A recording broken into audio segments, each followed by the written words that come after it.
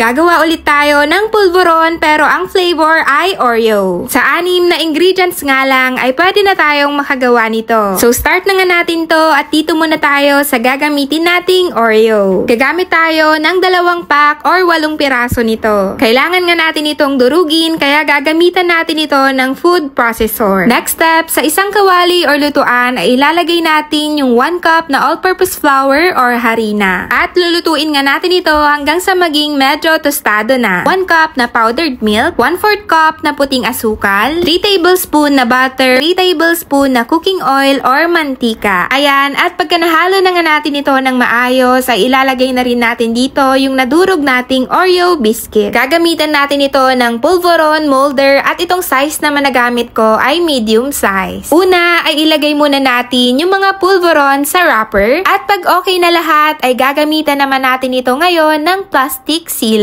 At ganun nga lang kadali at pwedeng-pwede na tayong makagawa ng ating pangnegosyong pulveron na ang flavor ay Oreo. Sa recipe nga na ito ay nakagawa rin ako ng 33 pieces ng pulveron.